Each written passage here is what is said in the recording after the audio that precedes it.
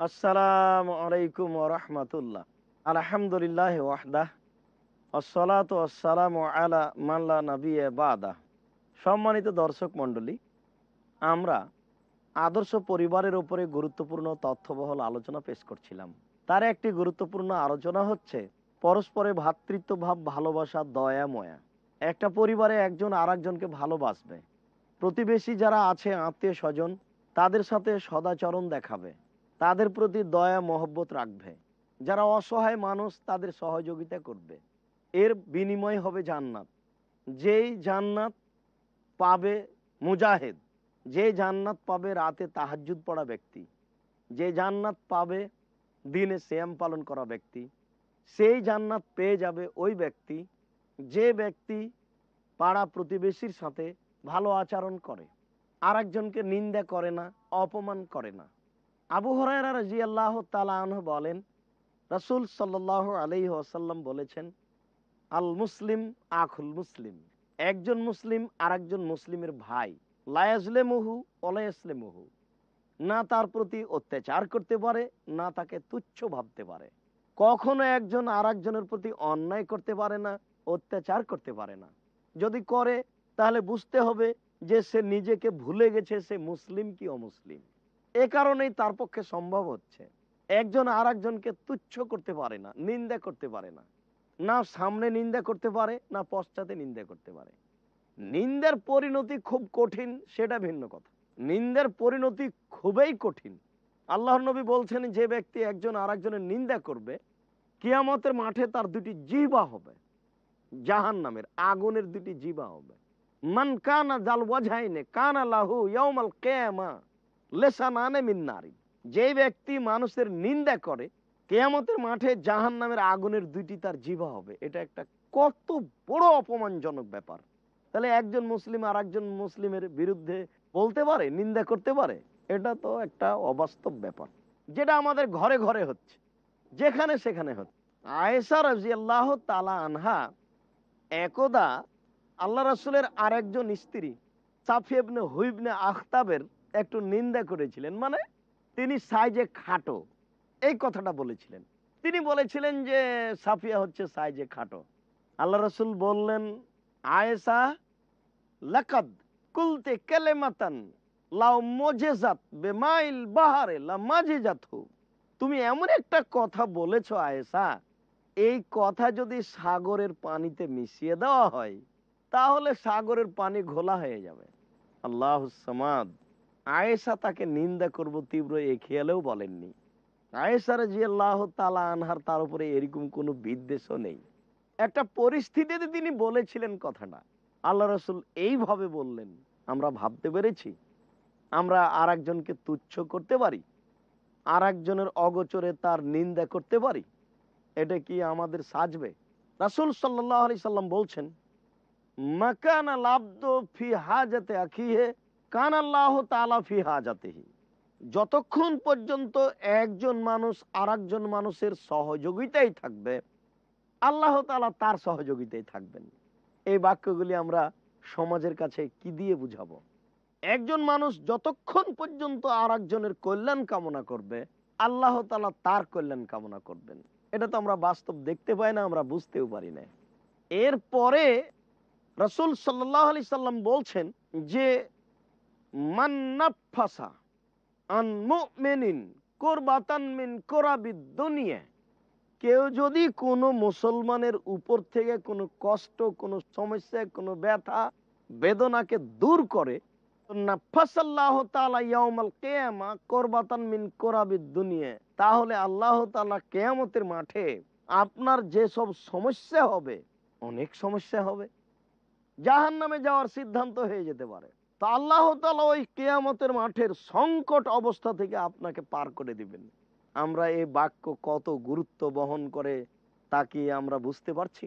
আল্লাহর নবী বলছেন, একজন মানুষ যদি দুনিয়াতে আর একজনের সুবিধা করে, তার যদি সমস্যাকে দূর করে, তার যদি সহযোগিতা কামনা করে, তাহলে আল্লাহ তাআলা বিচারের মাঠে ওর যত সমস্যা আছে সব সমস্যাকে দূর করে দিবেন। অন্য এক বর্ণনায় রাসূল সাল্লাল্লাহু আলাইহি সাল্লাম বলেন, মাইয়াসসারা আলা মুসিরিন ইয়াসসারাল্লাহু তাআলা ফিদ দুনিয়া ওয়াল আখিরাহ। একজন মানুষ যদি আরেকজন মানুষের কল্যাণ কামনা করে, একজন মানুষ যদি আরেকজন মানুষের সার্বিক সুবিধার চিন্তা ভাবনা করে, চেষ্টা করে সুবিধার, তাহলে আল্লাহ তাআলা ওই লোকটার ইহকালে যত সমস্যা আছে সব দূরে করে দিবেন, এবং পরকালে যত বিপদ আসবে, সমস্যা আসবে, সবকে দূরে করে দিবেন। তার কোনো সমস্যা থাকবে না, তার কোনো বিপদ থাকবে না। আল্লাহ তাআলা সর্ব ধরনের বিপদ থেকে তাকে মুক্ত করে দিবেন। আল্লাহুস সামাদ। রাসূল সাল্লাল্লাহু আলাইহি সাল্লাম বলছেন, এই হাদিসে এসেছে, মান সাতারা মুসলিমান সাতারাহুল্লাহু ফিদ দুনিয়া ওয়াল আখিরাহ। যদি কোনো মানুষের দোষ ত্রুটিকে কেউ গোপন রাখে, মানুষ মাত্র দোষ ত্রুটি হতেই পারে, মানুষ তো আর ফেরেশতা নয়, তার কোনো পাপ, তার কোনো অন্যায়, তার কোনো অবিচার, তার কোনো রাহাজানি কিছু হয়ে যেতেই পারে, সাহাবীর যুগেও হয়েছে।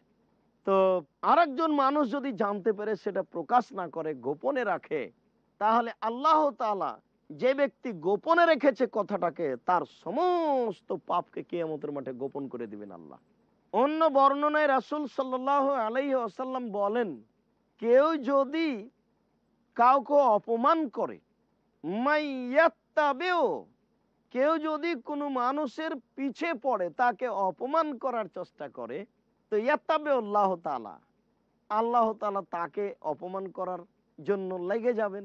আর আল্লাহ তাআলা যাকে অপমান করতে চাইবেন, ইয়াবজাহু ফি বাইতিহি, তাকে তার বাড়িতে অপমান করে দিবেন, কেউ ঠেকাতে পারবে না। কোনো পথ থাকবে না ঠেকানোর, কোনো ঘাট থাকবে না ঠেকানোর। সম্মানিত দর্শক মণ্ডলী, একেবারে ও নিরুপায় হয়ে যাবে, নিরুত্তর হয়ে যাবে।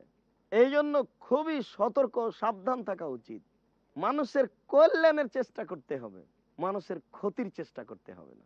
মানুষের যদি ক্ষতির চেষ্টা করি, কল্যাণের চেষ্টা না করি, তাহলে আল্লাহ আমার ক্ষতির জন্য চেষ্টা করবেন। আল্লাহ যদি আমার ক্ষতির চেষ্টা করেন, তাহলে কি আমাদের কারো রক্ষা আছে? রাসূল সাল্লাল্লাহু আলাইহি ওয়াসাল্লাম একবার বলছেন যে, কোনো মানুষ যদি কোনো মানুষের ক্ষতি করার চেষ্টা করে, কোনো মানুষ যদি কোনো মানুষকে অপমান করার চেষ্টা করে, তাহলে আল্লাহ তাআলা তার ক্ষতি করবেন, তাকে অপমান করবেন, ওয়ালাউ কানা ফি জাওফি রাহলিহি, সে তার সওয়ারির পেটের মধ্যে হলেও। সম্মানিত দর্শক মণ্ডলী, একজন মানুষ যদি তার সওয়ারির পেটের, আরোহীর পেটের মধ্যে ঢুকে থাকে, আর আল্লাহ যদি তার বিরুদ্ধে যান, তাহলে সে রক্ষা পাবে না। আল্লাহর ধরা বড় কঠিন, মানুষ বুঝে না। আল্লাহর শাস্তি বড় কঠিন, মানুষ বুঝতে চায় না। আল্লাহর ধরা বড় জটিল, মানুষ বুঝতে চায় না। আবু হুরায়রা রাদিয়াল্লাহু তাআলা আনহু বলেন, রাসূল সাল্লাল্লাহু আলাইহি ওয়াসাল্লাম বলেছেন, আল মুসলিম আখুল মুসলিম, লা ইয়াখজুলুহু ওয়ালা ইয়াজলিমুহু ওয়ালা ইয়াহকিরুহু। একজন মুসলিম আর একজন মুসলিমের ভাই, অবশ্যই সে তার প্রতি অত্যাচার করতে পারে না, তাকে অপমান করতে পারে না, তাকে তুচ্ছ করতে পারে না, তাকে সামাজিকভাবে হেয় প্রতিপন্ন করার যে কোনো পথ ও পন্থা অবলম্বন করতে পারে না। এগুলো একেবারেই হারাম, একেবারেই নিষেধ, সম্পূর্ণরূপে নিষেধ। এই পর্যন্ত আল্লাহ রাসূল বলার পরে বলছেন, দেখো, আত্তাকওয়া হাহুনা, আত্তাকওয়া হাহুনা, আত্তাকওয়া হাহুনা, ওয়া ইয়াশিরু বিয়াদিহি ইলা সাদরিহি। এই কথা বলছেন আর হাত দিয়ে বারবার বুকের দিকে ইঙ্গিত করছেন, পরহেজগারিতা এখানে, পরহেজগারিতা এখানে, পরহেজগারিতা এখানে। একজন মানুষ ভালো কি মন্দ, এটা তার অন্তর প্রমাণ দেবে। তার অন্তর বলে যে এই ব্যক্তি ভালো, তার অন্তর বলে যে এই ব্যক্তি মন্দ। তার অন্তরের এই ফলাফলটাই সমাজ ভোগ করে। প্রত্যেক মানুষ যে পাপ করে, সে কি জানে না যে আমি পাপ করেছি? প্রত্যেক মানুষ যে গোপনে অন্যায় করে, সেটা কি জানে না? একজন সাহাবী বলছেন, আল্লাহ রাসূল, মাল ইসমু ওয়াল বিররু, পাপ কি আর নেকি কি? পাপ কি আর নেকি কি? আল্লাহ রাসূল বলছেন যে পাপ যেটা তোমার অন্তরে ধাক্কা দেয়, খটকা দেয়, তোমার অন্তর বলছে যে এটা ঠিক নয়, এটা অন্যায় হচ্ছে, সেটাই হলো পাপ। অন্যায় কি? যেটা করে তুমি শান্তি পাও, যেটা তো তুমি তৃপ্তি পাও, সেটাই নেকি। মানুষ নেকির কাজ করে শান্তি তৃপ্তি পায়, আর পাপের কাজ করে মানুষ শান্তি তৃপ্তি পায় না। সব সময় একটা দুশ্চিন্তা তার ভিতরে লেগে থাকে, অপমান বোধ তার ভিতরে লেগে থাকে, এবং তার ভিতরে একটা আশঙ্কা বোধ বিরাজ করে যে কখন কে কি বলে, কখন এর ঘটনা কি ঘটে। এটা পাপীদের হয়, এটা পাপের পরিণতি, এটা পাপের পরিণাম। আর অন্তর যদি মানুষের পরিষ্কার না হয়, তাহলে ও সংশোধন হয়নি, ও ঠিক নয়। এই জন্য তো রাসূল সাল্লাল্লাহু আলাইহি ওয়াসাল্লাম বলেন, শোনো, মনে রেখো, আইন্না ফিল জাসাদে মুজগা, মানুষের শরীরে একটা অংশ রয়েছে, এজা সালোহাত সালাহুল জাসাদু কুল্লুহু। সম্মানিত দর্শক মণ্ডলী, আমরা সংক্ষিপ্ত সময়ের জন্য বিরতিতে যাচ্ছি। ইনশাআল্লাহ আপনারা ধৈর্য ধারণ করে অপেক্ষা করুন। বিরতির পরে আমরা এই বিষয়ে আরো গুরুত্বপূর্ণ তথ্যবহুল বিস্তারিত আলোচনা করব ইনশাআল্লাহ। আসসালামু আলাইকুম রহমতুল্লাহ।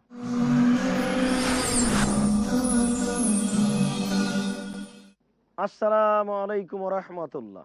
সম্মানিত দর্শক মণ্ডলী, আপনারা যে অপেক্ষা করে বসে আছেন, এই জন্য আমরা আপনাদের শুকরিয়া আদায় করি। আল্লাহ আপনাদেরকে যাজায়ে খায়ের দান করুক। আমরা আল্লাহর নিকটে আরো কামনা করি যে আল্লাহ, তুমি এই বিশ্বের পৃথিবীর দর্শকদেরকে আমাদের এই বিবরণগুলি সুন্দরভাবে বুঝে মানার তৌফিক দান করো, আল্লাহুম্মা আমিন। আল্লাহর নবী বলেন, শোনো, মানুষের শরীরে একটা অংশ রয়েছে, এদা সালাহাত সালাহুল জাসাদু কুল্লুহু ওয়া ইদা ফাসাদাত ফাসাদাল জাসাদু কুল্লুহু আলা ওয়াহিয়াল কালব। মনে রেখো, যতক্ষণ পর্যন্ত মানুষের এই অংশটুকু ঠিক থাকবে, মানুষ সম্পূর্ণরূপী ঠিক থাকবে। যেদিন মানুষের এই অন্তর নষ্ট হয়ে যাবে, সেই দিন মানুষের সব কিছু নষ্ট হয়ে যাবে। মনে রেখো, সেটাই হচ্ছে অন্তর। যার অন্তর খারাপ তার সবই খারাপ, যার অন্তর ভালো তার সবই ভালো। ভালো অন্তর হলে আর একজনের সহযোগিতা করা যায়। অন্তরে খারাপ কিছু থাকলে মানুষ আর একজনের পিছনে পড়ে। তার অন্তরে কুটিলতা থাকে, তার অন্তর দোষে পরিপূর্ণ থাকে, তখন সে আর একজনের পিছে লেগে যায়, তখন সে আর একজনের দোষ ত্রুটি খুঁজে বেড়ায়। অন্তরই মানুষকে ধ্বংসের পথে টেনে নিয়ে যায়। এই জন্য তো রাসূল সাল্লাল্লাহু আলাইহি সাল্লাম বলছেন, ইন্নাল্লাহ তাআলা লা ইয়ানজুরু ইলা সুওয়ারিকুম ওয়ালা ইয়ানজুরু ইলা আমওয়ালিকুম ওয়ালাকিন ইয়ানজুরুল্লাহু তাআলা ইলা কুলুবিকুম ওয়া আমালিকুম। নিশ্চয় আল্লাহ তাআলা তোমাদের আকার আকৃতিকে দেখেন না, তোমাদের রূপ চেহারাকে আল্লাহ তাআলা দেখেন না। নিশ্চয় আল্লাহ তাআলা তোমাদের অর্থ সম্পদের প্রতি লক্ষ্য করেন না। অর্থ সম্পদ মানুষের লক্ষণীয় নয়, মানুষের টাকা পয়সা লক্ষণীয় নয়। মানুষের লক্ষণীয় হচ্ছে অন্তর, মানুষের লক্ষণীয় হচ্ছে কর্ম। আল্লাহ তাআলা মানুষের আমলকে দেখেন, আল্লাহ তাআলা মানুষের কর্মকে দেখেন। মানুষের অন্তর পরিষ্কার হলেই সে মানুষের কাছে ভালো হবে, সমাজের কাছে ভালো হবে, আল্লাহর কাছে প্রিয় হবে। মানুষের অন্তর যদি ত্রুটিযুক্ত হয়, তাহলে সে আল্লাহর কাছে অপ্রিয় হবে, সমাজের কাছে অপ্রিয় হয়ে যাবে, ধ্বংস হয়ে যাবে। এই জন্য আল্লাহর নবী বলছেন যে আল্লাহ তাআলা শুধু মানুষের অন্তর দেখেন। কুরবানির ব্যাপারে এই কারণে আল্লাহ তাআলা বলছেন, লা ইয়ানালাল্লাহা লুহুমুহা ওয়ালা দিমাউহা ওয়ালাকিন ইয়ানালুহু তাকওয়া মিনকুম। মানুষের কুরবানির গোশত, মানুষের কুরবানির পশু প্রাণী আল্লাহর কাছে যায় না। মানুষের যায় অন্তরটা, পরহেজগারিটা, তাকওয়া। মানুষের অন্তর যদি পরিষ্কার হয় তাহলে নেকি পাবে, যদি অন্তর পরিষ্কার না হয় তাহলে নেকি পাবে না। আনাস রাদিয়াল্লাহু তাআলা আনহু বলেন, রাসূল সাল্লাল্লাহু আলাইহি সাল্লাম বলেছেন, লা ইউমিনু আহাদুকুম হাত্তা ইউহিব্বু লিআখিহি মা ইউহিব্বু লিনাফসিহি। একজন মানুষ অতক্ষণ পর্যন্ত মুমিন মুসলমান হতে পারে না যতক্ষণ পর্যন্ত নিজের জন্য যেটা ভালোবাসে অপরের জন্য ভালো না বাসে। সম্মানিত দর্শক মণ্ডলী, আমরা এই হাদিস সমাজকে বুঝাতে কতটুকু সক্ষম একটু বাস্তব বলি। এ হাদিসের বাস্তব কি, যে আল্লাহর নবী বললেন মানুষ নিজের জন্য যেটা ভালোবাসে অপরের জন্য ভালো না বাসে, তাহলে সে মুমিন হতে পারে না। এটার আমরা বাস্তব কি বুঝবো? আচ্ছা, কোনো ব্যক্তি আমার বদনাম করুক, এটা কি আমি চাই? আপনারা কি বলেন দর্শক মণ্ডলী, এটা কি আমি চাই? না, এটা তো চাই না। তা আমি যদি না চাই যে আমার কেউ নিন্দা করুক, তা আমি আর একজনের নিন্দা করি কি করে বলেন তো দেখি? আচ্ছা, আপনি কি চান যে অন্য মানুষ আপনাকে গালি দেখ? এটা তো আপনি চান না। তা আপনি আর একজনকে গালি দিচ্ছেন কি করে? আপনি কি চান যে জোর করে আপনার চাকরিটা আর একজন নিয়ে নেক? আপনি ভালো রেজাল্ট করেছেন, আপনাকে ঠগিয়ে কেউ নিক, এটা কি আপনি চান? আপনি তো চান না। তো আপনি কি করে আর একজনকে ঠগিয়ে সেই চাকরিটা নেওয়ার চেষ্টা করছেন? আল্লাহুস সামাদ। একটি হাদিস জাতির জন্য যথেষ্ট ছিল। সারা বিশ্বের মুসলমান যদি এই একটি হাদিস পালন করত, তাহলে সমাজে কোনো প্রকার সমস্যা, কোনো প্রকার দ্বন্দ্ব, কোনো প্রকার ব্যথা বেদনা কিছুই থাকতো না, সব মুছে যেত। আমি যখন একটা কাজ করব, সেটা যদি আরেকজনের সুবিধার হয়, তাহলে তো আমি সেটা করব না, ভোগ করব না, সেটা তাকেই দিতে হবে। তাহলে কেন সমাজে দ্বন্দ্ব আসবে? এটা হতে পারে না। একটি হাদিস পৃথিবীর জন্য, জাতির জন্য যথেষ্ট। আমরা এটাকে এভাবে বুঝাতে পারি, সর্বনিম্নে যে আমরা মানুষকে টাকা দেওয়ার সময়তে ছিঁড়ে টাকা দিই না, শেষ পর্যন্ত তো ভালো টাকা দিতেই হয়। শুনুন, আজ থেকে আমরা দর্শক মন্ডলীর নিকটে অনুরোধ রাখবো, মানুষকে আপনি আগে ভালো টাকা দেন, তাহলে আল্লাহর ভালোবাসা পাবেন। টাকা ভালোটা তো পরে দিতেই হবে, কাজেই ভালো টাকা আগে দেন, ছিঁড়েটা পরে দেন। যদি কোনো অচল অকেজো টাকা চলে আসে, তাহলে আপনার কাছেই সেটা বাতিল বলে গণ্য হোক, আরেকজনের কাছে হোক, এই ফাঁকি দেওয়ার চেষ্টা করিয়েন না। আর অকেজো টাকা যদি আরেকজন ফাঁকি দিয়ে চালিয়ে দেয়, তাহলে সেটা হলো আপনার প্রতারণা, সেটা কিয়ামতের মাঠে বুঝাতে হবে। জাল টাকা যদি আরেকজনকে চালিয়ে দেয় জেনে শুনে, তাহলে সে বিচারের কাঠগড়াতে তাকে এই টাকা বুঝিয়ে দিতে হবে। এমনিতেই আপনি ছিঁড়ে টাকা আগে দিবেন না, আপনি ভালোটা আগে দিবেন, তাহলে বোঝা যাবে যে আপনি নিজের জন্য যেটা ভালোবাসেন, অপরের জন্য সেটাই ভালোবাসেন। সম্মানিত দর্শক মন্ডলী, আমরা মনে করব যে দাঁত পরিষ্কারের জন্য দুইটা মেশক নিয়ে এসেছেন। তো আগে দুইটা মেশক আমার সামনে হাতে এভাবে তুলে ধরতে হবে। আমি যেটা নিব, এরপরে যেটা থেকে যাবে সেটা আপনি নেবেন। আমি একটা নিব, থেকে যাবে একটা, সেটা আপনি নেবেন। এটা হচ্ছে নিজের জন্য যেটা ভালোবাসা, অপরের জন্য সেটাই ভালোবাসা। সম্মানিত দর্শক মন্ডলী, আমরা অনেক সময় অনেক প্রতিষ্ঠানে অনেক ছেলেরা ওই আপনার বিভিন্ন জায়গাতে গিয়ে তারা থাকে, লেখাপড়া করে, তারা নিজের জায়গাটা হিসাব করে যে কোন জায়গায় নিব। আমাদের জন্য উচিত হবে যে এই রুমে 5টা ছেলে আমরা এসেছি, আমি বলবো যে তোমরা 4টে গ্রহণ করো, 4টে স্থান, এরপরে 5ম নাম্বার জায়গাটা যেটা থাকবে সেটা আমি নিব। এটা পারবো না, এটাই করতে হবে। যতদিন পর্যন্ত এটা না করছি, ততদিন পর্যন্ত আমরা রাসূলের এই হাদিসকে বাস্তবায়ন করছি না, আমরা রাসূলের এই হাদিসকে বাস্তবায়ন করার চেষ্টা করছি না, আমরা খাঁটি মুমিন মুসলমান হতে পারবো না। এটা ভুল সিদ্ধান্ত। এই পথে ফিরে আসতে হবে, কোন পথ নেই। এক হাদিসই জাতির জন্য যথেষ্ট, যদি জাতি মানে, যদি জাতি পালন করতে চায়। আনাস রাদিয়াল্লাহু তাআলা আনহু বলেন, রাসূল সাল্লাল্লাহু আলাইহি ওয়াসাল্লাম বলেছেন, লা ইয়াদখুলুল জান্নাতা ওয়াল্লাহি লা ইউমিনু, ওয়াল্লাহি লা ইউমিনু, ওয়াল্লাহি লা ইউমিনু। আল্লাহর কসম, সে ব্যক্তি মুমিন নয়। আল্লাহর কসম, সে ব্যক্তি মুমিন নয়। আল্লাহর কসম, সে ব্যক্তি মুমিন নয়। কিলা মান ইয়া রাসূলুল্লাহ, বলা হলো কোন ব্যক্তি আল্লাহর নবী? কে মুমিন নয়? কার কথা আপনি বলছেন যে সে মুমিন নয়? আমরা তো অবাক হয়ে গেলাম। আপনি বারবার কসম করে বলছেন যে সে ব্যক্তি মুমিন নয়, সে ব্যক্তি মুমিন নয়। তো কোন ব্যক্তি সেটা বলেন, তাহলে আমরা বুঝতে পারবো যে এই ব্যক্তি মুমিন নয়। রাসূল সাল্লাল্লাহু আলাইহি সাল্লাম বললেন, শোনো, মান লা ইয়ামান জারুহু মিন বাওয়াইকিহি, যে ব্যক্তির প্রতিবেশী তার কথা থেকে, মুখ থেকে, হাত থেকে নিরাপদে নয়, সে ব্যক্তি মুমিন নয়। প্রতিবেশীকে কষ্ট দিয়ে জান্নাত লাভ করা যায় না। প্রতিবেশীকে কষ্ট দিয়ে হজ করে সুবিধা ভোগ করা যায় না। আল্লাহর নবী বলছেন, ওয়াল্লাহে, আল্লাহর কসম, ওয়াল্লাহে, আল্লাহর কসম, ওয়াল্লাহে, আল্লাহর কসম, সে ব্যক্তি মুমিন নয় যে ব্যক্তি প্রতিবেশীকে কষ্ট দেয়। বুখারী মুসলিম। আবু হুরায়রা রাদিয়াল্লাহু তাআলা আনহু বলেন, রাসূল সাল্লাল্লাহু আলাইহি ওয়াসাল্লাম বলেছেন, ওই ব্যক্তির উত্তরে আল্লাহ রাসূলকে বলা হলো যে অমুক মহিলা তুজকারো মিন কাসরাতি সাদাকাতে ও সলাতে ও সিয়ামে, অমুক ব্যক্তি খুব বেশি বেশি সলাত আদায় করে, অমুক মহিলা খুব বেশি বেশি দান খায়রাত করে, অমুক মহিলা খুব বেশি বেশি সিয়াম পালন করে, গায়রা আন্নাহা তুজি জিরানাহা, কিন্তু সে তার প্রতিবেশীকে কষ্ট দেয়। আল্লাহর নবী বললেন হে ফিন্নার, সে জাহান্নামে যাবে। আল্লাহুস সামাদ। হাদিস সহিহ। রাসূল সাল্লাল্লাহু আলাইহি সাল্লাম বলেছেন যে তোমরা যে নারীর ব্যাপারে বলছো যে ওই নারী প্রতিবেশীকে কষ্ট দেয়, তাহলে এই নারীর পরিণাম হলো জাহান্নাম। একেবারে খোলাখুলি আল্লাহর নবী বললেন যে ও জাহান্নামে যাবে।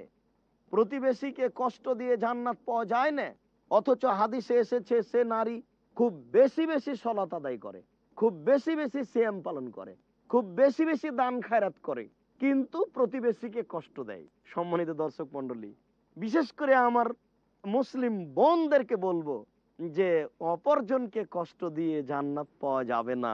খোলাখুলি বিবরণ।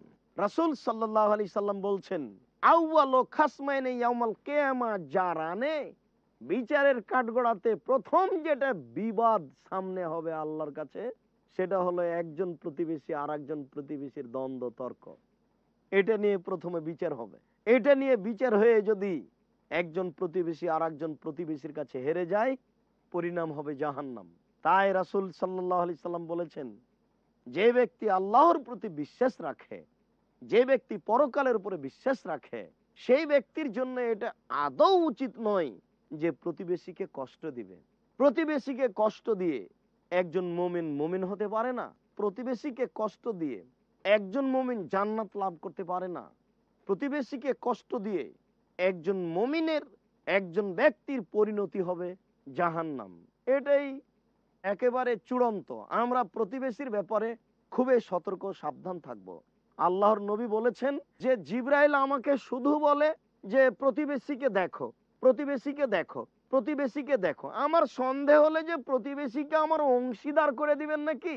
বুখারী মুসলিম। আল্লাহর নবী বলছেন যে প্রতিবেশীর ব্যাপারে এত সতর্ক করছেন জিবরাইল, মনে হচ্ছে যেন প্রতিবেশী আমার অংশীদার, অর্থ সম্পদের ভাগ পাবে। কাজে আমাদের সতর্ক হতে হবে। আল্লাহ আমাদের ভুল ত্রুটি থাকতেই পারে, ভুল ত্রুটি সংশোধন করে প্রতিবেশীকে মূল্যায়ন করে জান্নাত পাওয়ার একটা সুযোগ করে দাও, এই দাবি রেখে আমরা সংক্ষিপ্ত আলোচনা শেষ করছি। সুবহানাকা আল্লাহুম্মা ওয়া বিহামদিকা আশহাদু আল্লা ইলাহা ইল্লা আনতা আস্তাগফিরুকা ওয়া আতুবু ইলাইক। আসসালামু আলাইকুম ওয়া রাহমাতুল্লাহ।